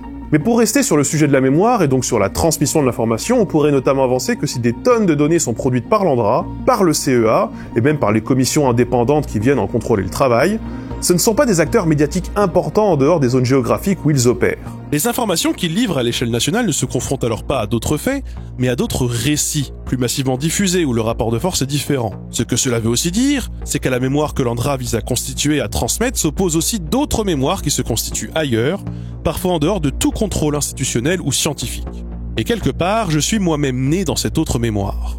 J'étais dans un rayon situé de 50 à 100 km autour du futur centre de stockage de Meuse-Haute-Marne, et le récit autour de ce projet était alors chez moi basé sur des rumeurs et des peurs. Pour d'autres, elle sera basée sur une histoire personnelle, une méfiance profonde envers les discours dits officiels, ou tout simplement sur un autre choix de société. Bref, tout ça pour dire que la transmission de l'information à destination du futur passe évidemment par la bonne transmission de l'information aujourd'hui, par sa bonne compréhension par la population locale qui peut alors, en tout état de cause, en cohérence avec ses envies, avec ses projets ou ses idéaux de société, se forger un avis propre sur la question des déchets nucléaires. Car après tout, dans un monde où tout le monde serait armé intellectuellement sur tous les sujets, la seule production de données suffirait. Mais voilà, un tel monde n'existera probablement jamais. Tout le monde ne peut pas être informé de tout le temps, sur tous les sujets, même les plus importants. Et ce qui provoque le plus de discussions, ce qui occupe le plus les débats ou les espaces médiatiques, eh bien c'est souvent ce qui retient le plus l'attention au détriment du reste. Et l'exemple des déchets nucléaires est, ma foi, en France assez symptomatique de ce que je viens de décrire. Parce qu'ils alimentent toutes les peurs, alors qu'en France aujourd'hui, le principal risque de décès ou de maladie induite par une exposition à la radioactivité, eh bien ce n'est pas celui que l'on croit. J'ai eu beau me rendre au laboratoire souterrain de Meuse-Haute-Marne, j'ai eu beau me rendre au centre de stockage de la Manche, c'est en rentrant chez moi que je me suis le plus exposé à la radioactivité et aux risques que cela comporte. Alors il y a évidemment le soleil, l'avion ou les radios médicales qui représentent de bonnes sources de rayonnement, mais il y a également une autre source dont je n'avais jamais entendu parler avant de préparer cette vidéo. Et cette source, elle est même naturelle.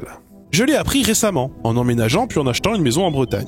C'est une obligation légale, le notaire doit vous informer lors de la lecture du compromis des zones à risque dans lesquelles vous vous trouvez, et donc j'ai appris que je me situais en zone où le potentiel radon est de catégorie 3, la plus haute dans le système de catégorie en France.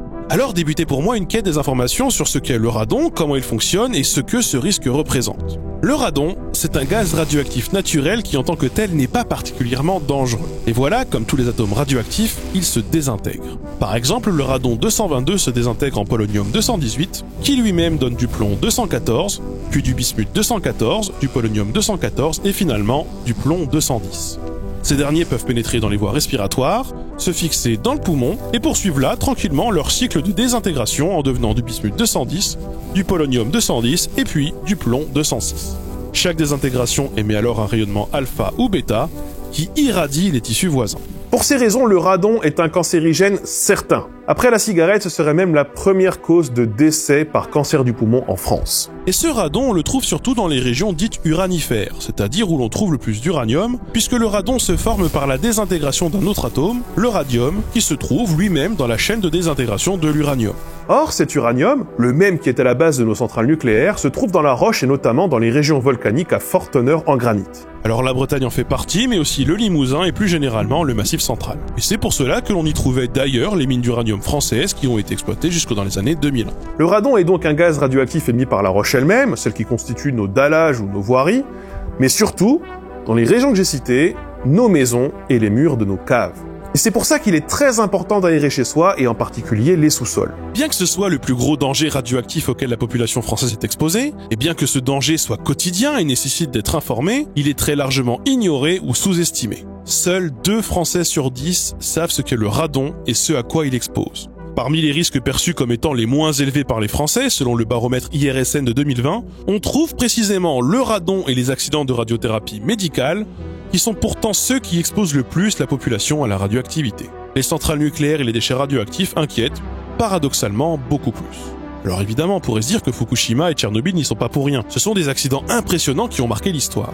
Mais en lisant cette enquête de l'IRSN sur la perception des risques, j'ai été étonné de voir que l'explosion de l'usine Lubrizol fin 2019 n'a pas particulièrement augmenté la peur des accidents industriels chez les Français, qui demeure toujours plus basse que la peur des déchets nucléaires.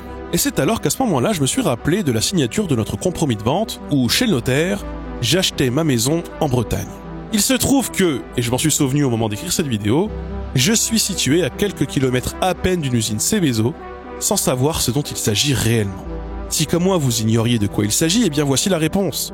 Un site classé Seveso est un établissement qui présente des risques d'accidents majeurs résultant de la fabrication, de la manipulation, du stockage ou de l'utilisation de substances dangereuses. Ce nom vient d'une catastrophe industrielle italienne ayant conduit à une série de directives européennes pour encadrer ces établissements. La France a elle-même connu quelques accidents industriels au cours des 20 dernières années, le plus connu étant probablement l'explosion de l'usine AZF de Toulouse en 2001. La peur serait finalement plus associée à la médiatisation qu'à un risque réel. Et ça, ce que je décris, c'est un phénomène que le secteur aérien connaît bien, puisque si les accidents sont rarissimes, ils sont très impressionnants et fortement médiatisés. Les accidents de voiture ou de vélo, qui sont plus courants et pour lesquels le risque de décès par kilomètre ou par heure de trajet parcouru est bien plus haut, n'inquiètent pas autant. Et ça, justement, eh bien, ça me rappelle une question que j'avais posée lors de ma visite du site de la Manche. Est-ce que c'est pas la peur du nucléaire, quelque part, qui a conduit à ce qu'il y ait autant de règles, autant de contrôles, et d'avoir un débat qui reste toujours vif et très ouvert sur la question des déchets nucléaires? La peur a certainement alimenté une part de la réglementation, mais c'est pas le fondement. Clairement, le fondement de l'évolution de la réglementation sur le nucléaire, c'est un peu comme dans toute industrie. Et aujourd'hui, ces dernières années, notamment, on le voit avec l'amiante, avec le pétrole, avec tout un tas de produits chimiques. La réglementation empile tout un tas de choses dessus parce qu'en fait, c'est le retour d'expérience sur l'usage du nucléaire, de l'amiante, de toutes les matières qui peuvent être nocives pour l'homme et l'environnement, qui apporte de la réglementation. Alors le nucléaire en particulier, parce que ça vient c'est des bombes, Hiroshima, Nagasaki, tout le développement qui est la peur qui a suivi derrière.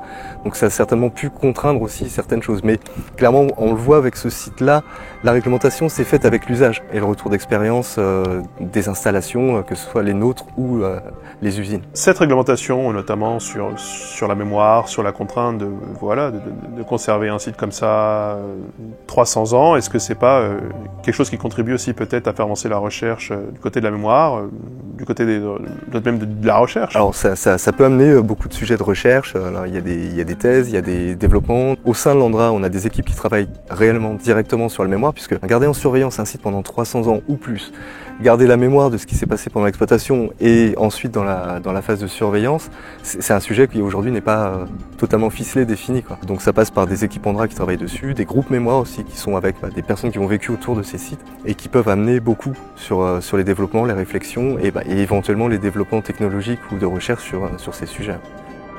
Avant de conclure cette vidéo, je me suis quand même demandé justement comment on faisait pour assurer la mémoire de la présence des autres déchets en France. Et je me suis souvenu par exemple que dans mon village, lorsque j'étais jeune, il existait un champ en contre-haut vers le cimetière qui faisait office de décharge. Il fallait alors aller choper la clé à la mairie et chacun pouvait s'y défaire de tous ces déchets verts et inertes. Mais depuis que la déchetterie existe à Chalindrey, la ville d'à côté, eh bien cette décharge a été abandonnée et il y a quelques années, surprise, elle a été réaménagée en parc.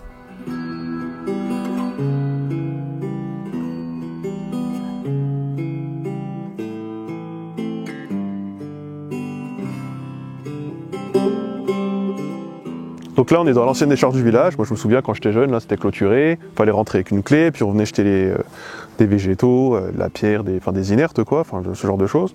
Et là, actuellement, bon, c'est tout beau. Il y a du gazon, il y a des arbres, il y a une petite aire de repos. Alors, qu'est-ce qui s'est passé? Où est-ce que tout est passé? Est-ce que ça a été déplacé? Enfin, depuis quand ça a été refait? J'ai pas de date en tête, hein. J'habite ici depuis 1990. J'ai connu aussi ce que tu viens de me dire, donc la clôture. Ouais. On allait chercher à la mairie la clé du cadenas pour rentrer, mettre ses produits inertes, c'est-à-dire de la terre, des végétaux, c'est tout. Les anciens m'ont quand même dit que c'était une ancienne décharge d'ordures ménagères. Elle était recouverte par la municipalité, c'était remise à propre, des végétaux plantés. Suite aux nouvelles règles, maintenant, les ordures ménagères, donc c'est un syndicat qui les ramasse. Hein. Donc du coup, ça a été reterrassé, est-ce que ça a été déplacé ou c'est en dessous là actuellement? Ah bah à ma connaissance, tout est resté en dessous. Hein. Donc là, on s'est... C'était remblayé simplement, okay, hors de la terre, hein, suite à des travaux, comme je te dis. C'est tout. Et la commune donc, a fait une petite aire de convivialité, a planté des arbres, mis un banc, tout ça. Donc là, il y a peut-être des ordures ménagères, puis en dessous, il y a peut-être aussi de l'amiante, du plomb, on ne sait pas? Je ne sais pas ce qu'il y a dessous. Je ne sais pas du tout, j'ai aucune traçabilité. Donc il n'y a pas à la mairie des archives qui sont tenues par rapport à tout ça? Donc tout ça, tout ce que tu me racontes, c'est parce qu'en fait, c'est sa mémoire d'homme, quoi. Sa mémoire d'homme, tout à fait. Les anciens m'ont raconté, voilà. Et donc du coup, tu sais, en parlant avec d'autres gens, d'autres anciens du village, s'il y a d'autres sites, d'autres décharges, d'autres endroits? D'après les renseignements, oui, il y a eu une décharge aussi auparavant, encore avant celle-là. Aujourd'hui, c'est un lagunage qui a été refait dessus. Donc là, au bas du village? Au bas du village, voilà. C'est des bassins de rétention maintenant? Voilà, c'est ça, oui, tout à fait, un lagunage. Ouais. Et donc ça, tu l'as appris en parlant avec les gens? J'ai appris, voilà, en discutant dans le village. Donc c'est pas parce que t'es maire, t'aurais retrouvé des documents, quoi que ce soit? J'ai pas fouillé non plus, hein. Ouais. Mais il n'y a aucun document. Petite anecdote, un jour, on a retrouvé un cheval mort juste dans le talus, là, mais bon... Mais ça faisait partie des ordures, du coup? C'était un cadavre qui avait été mis là? C'était un cadavre, mais après les travaux, après la terre, hein, qui avait été remise en place. Hein. C'est un habitant du village qui a vu un animal mort là, juste en dessous. Il était venu mourir là après, voilà. Alors qu'est-ce qu'il y a en dessous, je ne sais pas.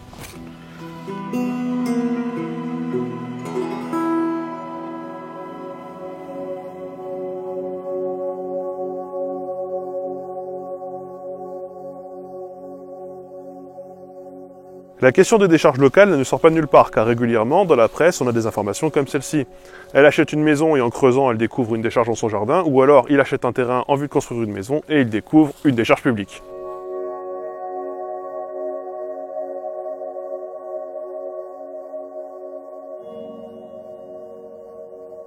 Parfois, les sites ne sont pourtant pas vieux, une cinquantaine d'années à peine, mais 50 années qui suffisent à la collectivité et aux riverains pour oublier qu'à tel endroit se trouvait le dépotoir du village, dont personne ne s'est jamais soucié de la pollution induite ou des risques induits sur la population locale. Là, je suis chez des amis qui ont acheté ce terrain, qui ont acheté ce domaine, et en creusant, ils se sont rendus compte que l'intégralité de leur terrain, l'intégralité de leur bois, était couvert par cette bâche noire.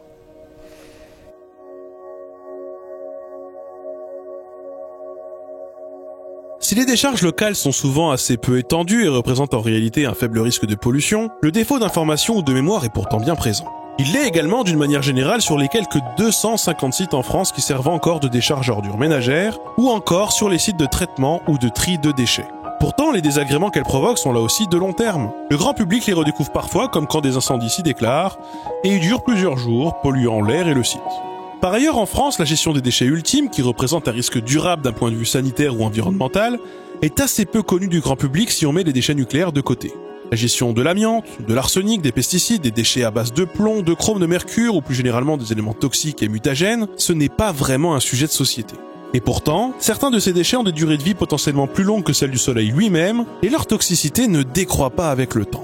On trouve de tels déchets par exemple sur le site de Stockamine, qui était aussi, comme la société Infratome dont on parlait au début de cette vidéo, une filiale de la Société des mines de potasse d'Alsace. Un site qui a été fermé en 2004 suite à un incendie de déchets toxiques ayant mis 2 mois à être maîtrisé et qui depuis doit être confiné. Si la nature des déchets que l'on trouve dans un site comme Stockamine est évidemment différente, leur gestion pose néanmoins les mêmes questions que celle des déchets radioactifs. Pourtant, le devoir de mémoire n'y est pas vraiment présent. Mis à part des informations à destination des populations locales, ce qui est exigé par la loi, je n'ai rien trouvé concernant la mémoire pérenne des déchets amiantés, chromiques, nitratés, mercuriels, plombés. Et d'ailleurs, à part en Alsace autour du site Stockamine, c'est un sujet dont on ne parle pas ou presque dans les médias. En tout cas, pas dans les mêmes proportions que le sujet des déchets nucléaires. Et qui de fait n'inquiète pas vraiment.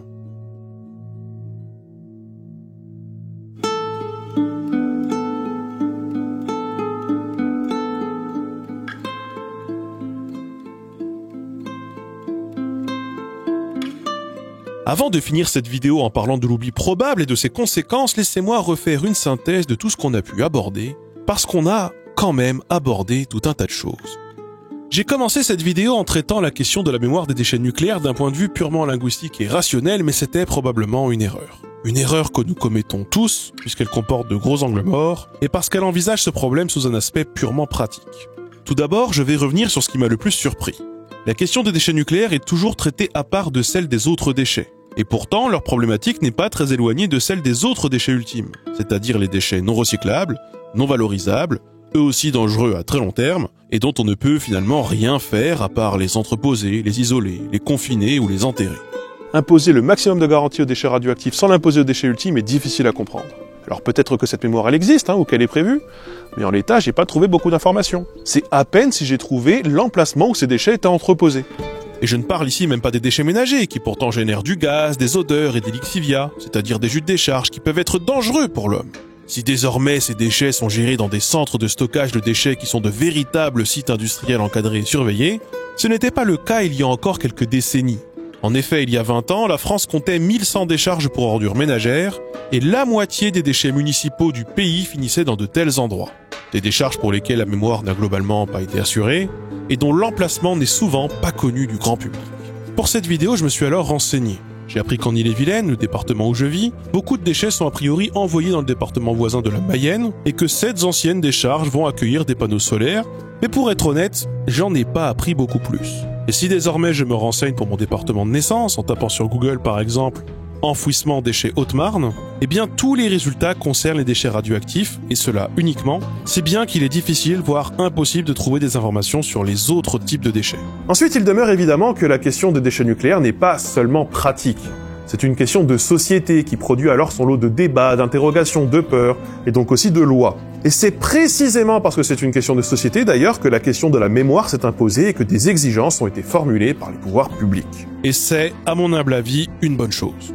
Au-delà de la faisabilité même du projet de mémoire sur 300 ou sur 500 ans, le fait d'en parler contribue justement à perpétuer et à construire la mémoire en question.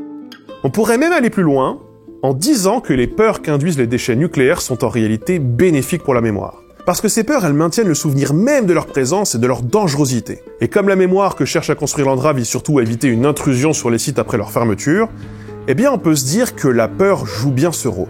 Mais il ne faudrait pas non plus le sanctuariser. Parce que conserver la mémoire d'un risque ou un danger, ce n'est pas conserver la peur qui est associée. Exemple que vous connaissez peut-être, mais le Japon est couvert de stèles d'informations que les populations locales ont construites pour informer sur le risque d'un tsunami, et au-delà desquelles, c'est écrit dessus, il ne faut pas construire. Eh bien, figurez-vous que ça n'a pas dissuadé grand monde et que les maisons ont continué de fleurir autour. Le Vésuve, quant à lui, dont la dernière éruption en 1944 avait laissé 26 personnes sans abri, représente un risque connu dans toute l'Italie. Autour de ce volcan, qui a quand même de bonnes chances de rentrer à nouveau en éruption au cours de ce siècle, au cours du siècle suivant, eh bien ce sont quand même quelques 600 000 personnes qui vivent dans la zone rouge. Parce que les peurs d'une époque ne sont plus forcément celles des époques qui suivent. Et rien ne dit que même si la mémoire est parfaitement entretenue, que même si la population est parfaitement informée du danger que représente une dose radioactive, certains ne tenteront pas, malgré tout, de s'introduire. Pour revenir à la radioactivité, on pourrait dans le même temps déplorer qu'à contrario, le radon ou l'utilisation de la radioactivité en milieu médical n'inquiète pas ou peu. Pourtant, les dangers avérés qu'il représente en cas de surexposition sont très largement minorés et la population en est très peu informée.